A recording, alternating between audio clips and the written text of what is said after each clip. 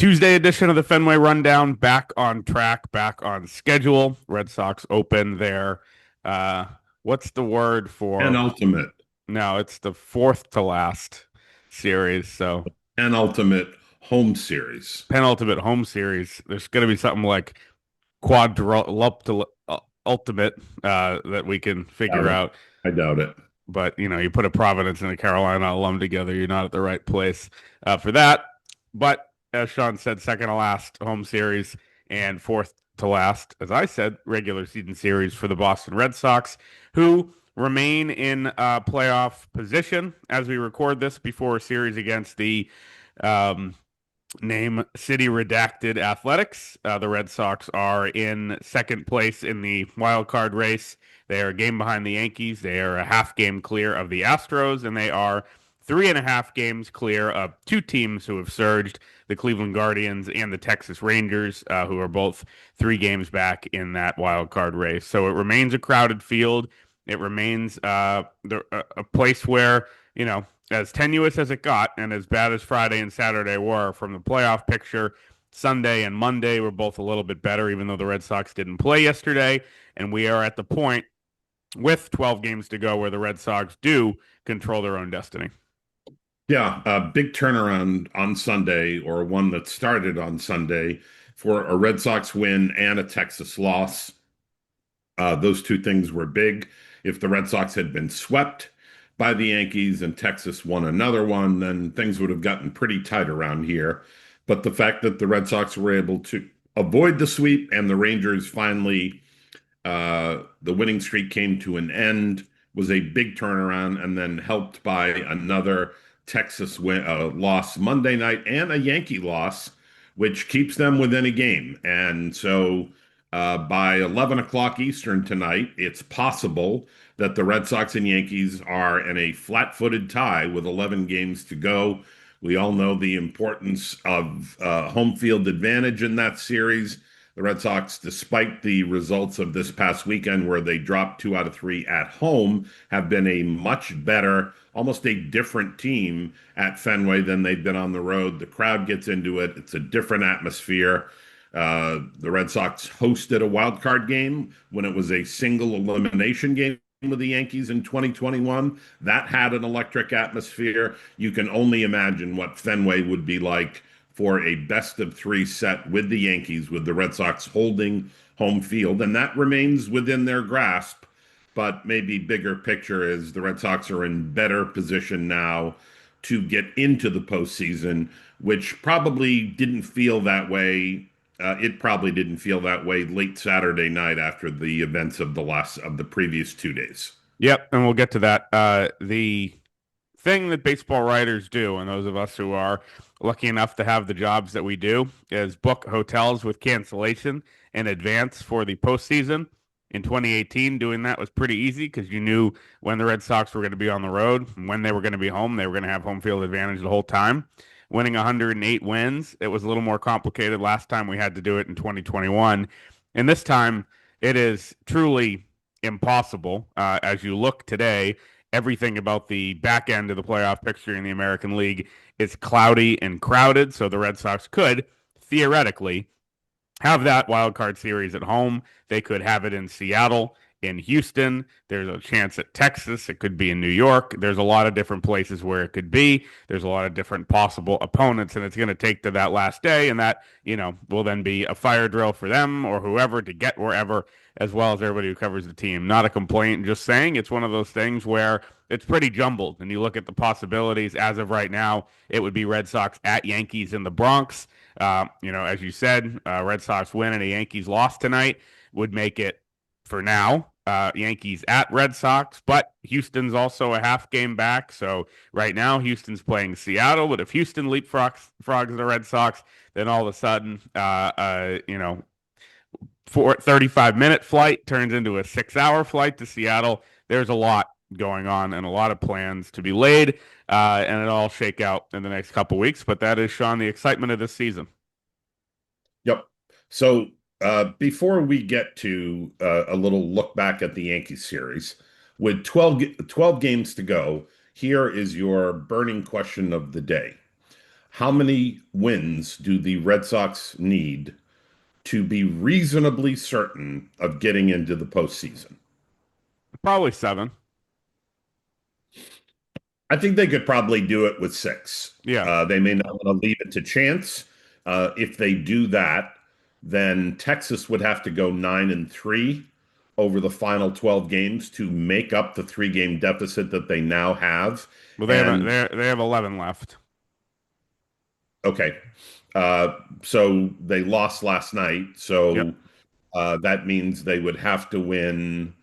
Uh, yeah, nine of the last 11. They got to go 9-2 to overtake the Red Sox because they have the season series with the Red Sox, somewhat dating back to the first series of the year, where the Rangers took 3 out of 4. Or was it? Did they split Yeah. there? Or was it 3 out of 4. right? Um, so when you look at it that way, simply playing 500 for the final 4 series puts you in very good stead. At least in terms of Texas. We can do the same math for Cleveland, which is Mm, tied with the Rangers. Yep. And Um, Cleveland has 13 games left. right.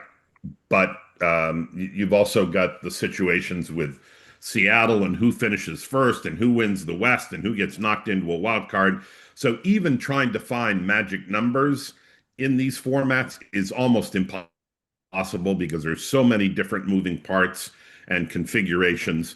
But the larger point is, by virtue of what happened in the last 48 hours, uh, the Red Sox will probably be in the postseason if they can just go 500 over the final 12 games of the year. That Yep. puts it into context and makes you think, okay, they're in pretty good shape. Right. And on Saturday night, when that gap was down to 2, that obviously was kind of tenuous. You get what helps them is that, the Astros and the Rangers and the Mariners are all playing each other. So those teams can't, stack up wins against bad teams. They're all facing each other in that race. The American League West race is even more complicated. You have the Mariners leading the Astros by a half game, the Rangers 3.5 back. So teams are clinching. We saw that out west last night or we saw that down east with the, I guess they were in LA, so it counts, but the Phillies clinched the NL East last night with a 12.5 game lead. That's not really happening in the American League. The races are tighter and a lot to get to and a lot to play out over the next week. We will now talk about that Yankee series. We talked on Saturday with our delayed pod about the first game. The Red Sox then lose another one on Saturday after we recorded and come back with, a pretty big win on Sunday night. It was a get ahead early and hold on for dear life behind Garrett Crochet and your best pitchers. To me, like they are at a point now, and we've talked about this, where I think how they, we're going to, again, assume they can go 500 here the rest of the way. But in a playoff series, it's going to be, can you get a sixth pitcher to step up? And what I mean by that is you can say Crochet is probably going to be good. We've seen Giolito and Bayo, even though they weren't, Bayo wasn't super good the other day. Wasn't, he was kind of bad. But Giolito and Bayo, you can expect them to be fine, and you can know that Whitlock and Chapman are going to be, probably I locked would in. add Justin Wilson to that safe list. Okay, so it's six, But, your but sixth I or your agree, seventh. then you need a seventh. Right. And so, that's, I think, one of the bigger questions facing them as we head into these last 2 weeks. Is it Connelly early who goes tonight? Steven Matz gave up a pipe shot home run the other day, and he's looked not as good as he did when he first came over. The list goes on and on and on. Slayton, we talked about everything. But, you look at that win, you get, they'd be facing, I think, in any playoff game, a starter better than Will Warren. He's probably fourth or fifth on the Yankees depth chart, as we saw. Rodon pitched well. And also, Heel the first night, and they have Fried, all that. I mean, Fried pitched well, not Rodon, you know what I mean? So Will Warren is who he is. They get 6 runs off of him in the first. Um, then Crochet kind of dominates. You get one inning out of Matz, and you shut it down with Whitlock and Chapman. That's kind of the recipe, whether it be, 6 runs in the first or 4 runs in the first and hold on. That's the recipe to me. I thought Sunday's game illustrated that. Yeah, and it was a good thing for the Red Sox on Sunday to, for the first time in a while, get an early lead. The previous three losses had all seen the opponent score in the first inning and take an early lead. And playing from behind is not a good strategy. You have a tendency to expand the strike zone. You're pressing a little bit because you need the big swing and the multi-run homer to catch up. But getting out in front dramatically with 6 runs in the bottom of the first changed the tenor. Obviously, against good playoff teams and their best starters, or one of their three best starters, if we're talking about the wild card round, you're not going to expect to score 6 runs in the first inning. But it was a good sign for the Red Sox to take the lead there and not be scrambling from behind the way they have been so much in the last week. Right. And, I think that speaks to just where the offense is without Roman Anthony. We've talked about this and guys needing to step up in certain games. If Roman Gonzalez has been, hitting well lately, Narvaez has been better. That's a good sign for a group that, you're relying on Bregman to get hot here and Story to be a little bit better and whoever else. You're going to need guys to step up. And that's, you can't just lock it in and say, all right, you get these top 5 guys who have been consistent the whole year. They really don't have anybody who has been top to bottom consistent the entire year. Story, obviously, his bad month was a while ago. Bregman's bad stretch is coming right now. Duran's been hot and cold. We can go on and on and on. Runs are at a premium. I think it puts even more of the onus on the pitching staff to have very little room for error as we head down the stretch and into October. Yeah, and we've talked here about trying to find another leadoff option against left-handed pitching. I don't think they want Jaron Duran to fill that role in the postseason, should they get there. Is it Romy Gonzalez? Is it Nate Eaton? I mean, the fact that we're talking about Nate Eaton being in the starting lineup in a postseason game is somewhat telling about where the Red Sox stand with all their injuries. This is not how they drew it up. And the idea of Roman Anthony leading off, followed by Bregman, followed by Duran, followed by Trevor Story, then you've got a solid 1 through 4 that can get things going for you. They don't have that now, and they're likely not going to have it until at least the division series, should they get that far, and maybe even the ALCS. We're talking about the availability or unavailability of Roman Anthony. Yep, and I do think it's, not surprising, not necessarily staggering, but worth noting that, Cora asked for updates about Anthony over the weekend. He's starting to walk on the treadmill, not swinging a bat, not doing baseball activities. I saw him briefly in the clubhouse. He is around, of course, but, not anywhere close to where he's pushing to be back for the end of the regular season. Obviously, it's a pain tolerance thing, and swinging the bat's not an option. So no expectations at this point that he'll be back until that later date. On the flip side, it seems like Willie Abreu is very, very close, and I don't think that can be understated. Is he streaky? Yes, but he gives you pop that a lot of other places in the lineup do not give you. He gives you, obviously, Gold Glove caliber defense and right. Tonight, as we record this, they are going to be facing Jeffrey Springs, a lefty. Willie Abreu does not start those games normally, but they then have 2 games back to back against righties for the rest of the A's series. Not sure in Tampa where you'll be. My guess, barring a setback, is that Willie Abreu is back with the Red Sox tomorrow. Someone gets optioned out, whether that be Sogard or Eaton or somebody like that. And they go from there. And the lineup with Willie Abreu looks a lot longer than it does without him. Yeah, I mean, there is a massive drop off now after 3 or 4 in that lineup. You're getting nothing from Masataka Yoshida as your DH in 2/3 of the games against right-handed starters. But if you get Abreu hitting 5th or 6th, that deepens the lineup. And don't underestimate what it means to have 3 above average defenders in the outfield at the same time with Abreu back there. I mean, Rob Refsnyder in right field at Fenway is not what you want. Refsnyder is at best an average defender now in the outfield, given his age and some injuries that he's dealing with. So to have Abreu back, even if it's going to take a while for him to get on track, and you're correct, he can be very streaky with the bat. So maybe you don't see a whole lot there, but he presents somewhat of a danger because he can hit the ball out of the ballpark, particularly against righties. And if nothing else, he upgrades your outfield defense at a critical spot in Fenway Park playing right field. Yep, and that'll be playing out, I think, over the next few days. Tonight, maybe as a pinch hitting option, maybe he's active, but again, with a lefty on the mound, it probably makes sense to have Eaton in the lineup like they've been doing, or Sogard as a switch hitter, whatever it is, and then Abreu comes back. Here's a question that I was thinking about over the last couple of days.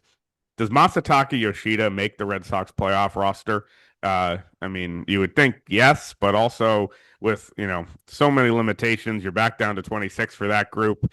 A guy who if you're facing a lot of lefties, you might not. I mean, probably as like a pinch hitting option, I'd guess. But is there somebody better you could DH? I mean, it just feels like at a certain point, they're going to make tough decisions. We know that's coming in the offseason most likely, but does he make this October team if they make it? I think he does, but your point is well taken. The question might be, why will he? Because he's given them so little. I mean, what are we talking? Two or three home runs this year, I think. One of them off a position player. Endless 4-3 groundouts. Yep. Doesn't contribute in the field, even on the rare occasions when he plays. Not a great base runner. I've said it a million times on the show. I stand by it. He has one tool, it's bat to ball, and that's not helping much. Yeah, 618 OPS. Right, with a 230 something batting average. 236, two homers, eight doubles, and a negative .3 WAR. Yeah, giving them virtually nothing, and yet, who would you start over him, assuming Roman is not back, and as we're now pretty comfortable saying he's not going to be ready. If he's just starting to walk on the treadmill, guess what? 2 weeks is not going to get him ready for the wild card round. So assuming he's out, yeah, you could take him off, but in favor of whom? Right. I mean, if you're assuming that Romy Gonzalez is playing every day against righties anyway, Lowe is going to be playing first in those situations. You get the rest of it figured out from there. We saw the other day against a lefty, they started both Narvaez and Wong. There's creative ways to do it, but they are so light that at least the bat to ball, the lack of strikeout that you could point to as a reason to keep him. But it kind of shows you how short the roster is, right? Yeah, and when he's hitting fifth, as he has been for a while now, fifth or sixth, it really represents the big drop off you have after the first four spots in that order, where there aren't a lot of guys that can scare you. I mean, Lowe can scare you because he can hit the ball out of the ballpark. Yeah, he's going to strike out. Yeah, he's going to have a hard time against lefties, but he does represent that long ball threat. So that helps out a little bit in the bottom half of the lineup. But there's a lot of 4A guys and people that do not put strike fear into opposing lineups after you get past Trevor Story in that batting order right now. And what do you make of Rafaela at the plate right now?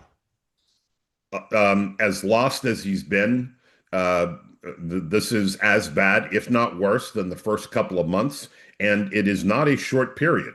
I mean, this guy has not hit at all in the second half. He's got, I think, 2 homers in the second half.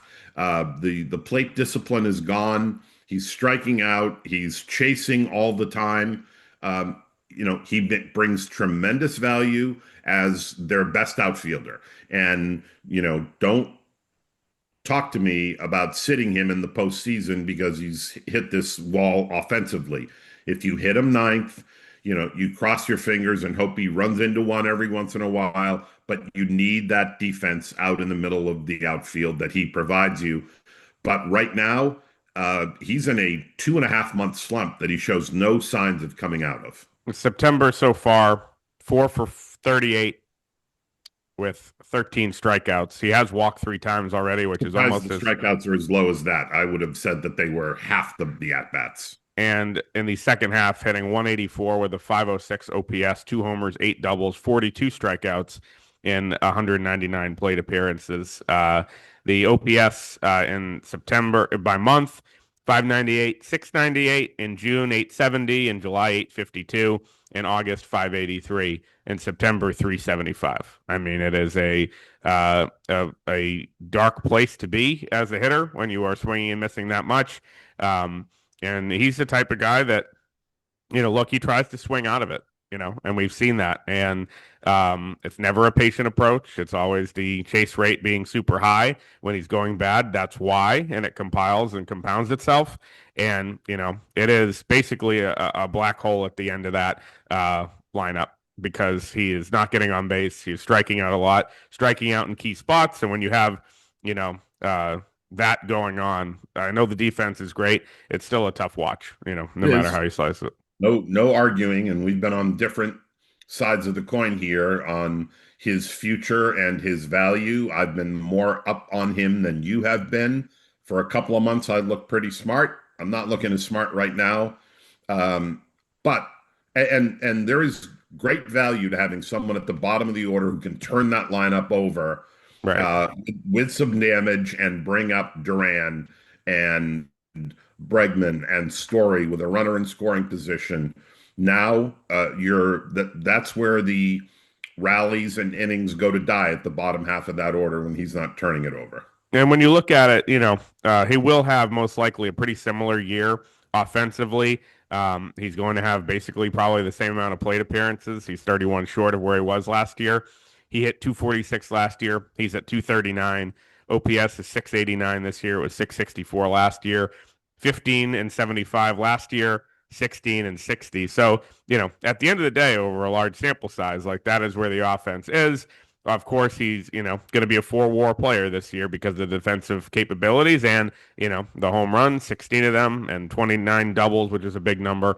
To me, it's just, as with a lot of these guys in the lineup, what we've seen from Duran all year, what we've seen from Abreu, like we talked about, if you get that type of production over the course of 162, and it's below average production, but at least you have a chance. That's better to me than, three really hot weeks and, 4 months Well, of, it was longer than three really hot yeah, weeks. He had an OPS in the mid eights for 2 months. right. That's a significant contribution. That's a third of the season. But the other two thirds, August and September, to go along with April and May, were way subpar. Hmm. Uh, Putting it in perspective, give him his credit for what he did for 2 months. That's not an insignificant period, but 4 months, then the negative starts to outweigh the positive. Right. And especially, in a playoff race late, that's kind of you're graded on kind of the most recent movie to steal almost a Joel Sherman quote. But that's what we've seen. I will say, the pitching to me and how they're lining it up for this A's series is interesting. Connelly early will pitch tonight against the A's again. That is a weird spot to be for a rookie in his second career appearance.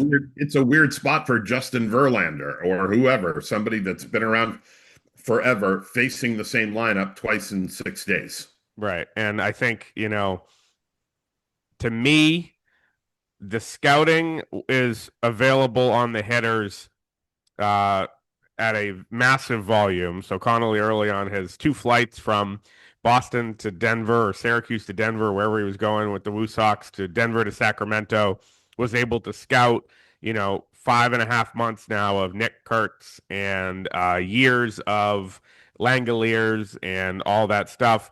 And, the video is there for AAA guys, but it's a smaller sample size for the A's doing their pregame meetings to try to scout Connelly early. Now those major league hitters have, the experience of facing him, knowing the mix, being dominated by him the other night out there. And so I would think that they would have a better chance to hit him. It would be very, very impressive for him to come out tonight and do anything similar to what he did the other night against the similar lineup, guys that have faced him 2 or 3 times already.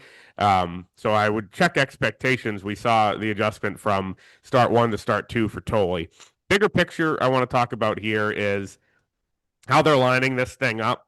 They are clearly, very, very, very clearly being careful about the workload of Tolle and early. You've seen Tolle since his debut pitch 5 innings. That is not obviously performance has not been there in those two outings, both on the West Coast trip. Performance was not great, and he was hit hard, a bunch of home runs, I think four in those 5 innings, the walks, all that type of stuff. But I think even if he was pitching really well, they would have done something similar with, you only have 75, 80 pitches tonight. And then, in the second outing in Sacramento, one time through the order, no matter what. They're skipping him effectively now. They have him in the bullpen. And I could see that flipping for next week if, this spot comes up again and they maybe skip early and give Tolle a 4 or 5 inning start. And I also don't expect early to go 7 or 8, even if he's great tonight. So this is kind of where you are when you are calling these kids up. They weren't expecting them to be in the majors. They have to make sure their workload is okay, especially if they want to use them in October. And it's going to be interesting to see what they do Friday in Tampa, because that could either be Garrett Crochet on regular rest, on 4 days rest, or if Tolle isn't needed much in the next day or so, if he doesn't have to piggyback early tonight, he could get that start, and that buys you an extra day of rest for Crochet, which we know they prefer. He likes to stay somewhat on a regular schedule, but the numbers also show he benefits greatly from that 5 days of rest versus 4 days of rest. Do you plug Tolle in for the road trip opener Friday in Tampa, or do you stay on schedule and go with Crochet and or Harrison? Or Harrison, right. But I suspect that we're going to hear from Alex Cora with a smile on his face, check with me after tonight, because what do they get out of early? How much do they have to use either Harrison or Tolle or both to get through tonight? And that may dictate what they do over the weekend. But, without another off day until next Monday, it's clear with 6 games in a row that they're going to have to press some of these guys into duty. Yep. And, they're kind of not pushing necessarily, but lining up Giolito and Bayo for the A's series to pitch on, the 4 days regular rest. That will, potentially be complicated once it comes time to get to Tampa. Off day Monday will help, and I think that allows them to line up the big three for Toronto, right? Yes. So, yeah, I mean, again, depending on what they want to do with Crochet, they may at that point say, you know what, we're locked into this third wild card spot. We're not catching the Yankees because they've gone on a run and won 6 out of 7. So we're going to give Crochet an extra day and save him for the Friday when they get home with Detroit. There's a lot of options here, a lot of moving pieces, a lot of decisions to be made, some of them out of their control. So they're going to have to be reacting not only to what happens with each of these turns and how much the bullpen is needed, but also what's going on the scoreboard and in the standings, and where their possibilities lie. Yeah, and I would expect, at some point in this series again, Harrison to have a big role, maybe 2 or 3 innings in relief. Maybe that's tonight. He's been available out of the bullpen, and they are more willing to use him. I don't think Tolle has been out in the bullpen at all and available. He's been in the dugout, and they're just trying to keep him, I don't want to know if they want to introduce that variable. They're willing to take, I think, more risks with Harrison because he has the workload under his belt. 190 career major league innings, obviously a lot of time with the Giants. He's been in pro ball a lot longer. So I think they're willing to say, like, all right, we can, give you a lot of innings and we can introduce the variables of the bullpen in a way where they can't really do that with Tolle and early until it is crunch time in October. So different. I think Harrison's in a different bucket. Cora kind of said that the other day. But still, it's kind of a day to day. Let's see what happens here. And, all kind of underlining the fact that they don't expect Fitz or May to be back at all. Yeah, certainly not Fitz, who has not made any progress. May seemed a little more likely to be able to come back, but the clock is starting to work against these guys. Maybe they're in a position where they could take a start on that final weekend and allow them to line the pitching up for the first round if they're going that way, but not anything you could count on at this point. If there is good news with depth, I think Sox Prospects reported this. Cooper Criswell might get back into game action for Worcester. at some point. This is their last series starting today at Polar Park. Maybe he's able to get up to 2 or 3 innings over the weekend, and then you can introduce him for a start in that final week. That would be, I Or think, quiet. even a bulk guy out of the bullpen. Right. I think that would be quietly big for them because he's a guy that, he's a guy that they're not, obviously they want to make sure all these guys are healthy, but he's a guy in a different bucket than, Tolle and early in terms of managing workload, a guy who's been up and done it before. Talk about, a guy they're not afraid to introduce variables with. You're up for a day, down for a day. You're here, but you don't pitch. You pitch 4 innings out of the bullpen, 7 inning start, 10 days rest, 4 days rest. He does it all. The Cooper Criswell, proud Tar Heel. We'll be back probably Friday. We should discuss when we're going to record that next pod because, you are traveling on Friday to Tampa, Florida. Not, it's very, one of the good developments of this year, at least, is that when you talk about like where the Red Sox are playing, they're playing Tampa Bay and St. Petersburg. Always had to make that clarification. Now they're going to Tampa to play Tampa Bay. So obviously, for unfortunate circumstances, you will have the pleasure of covering major league games in a minor league ballpark at a place you've been a billion times, just like I did last week at a place I'd never been. So that we have to look forward to. First up, 3 games against the A's at Fenway, and you'll know where to find the coverage.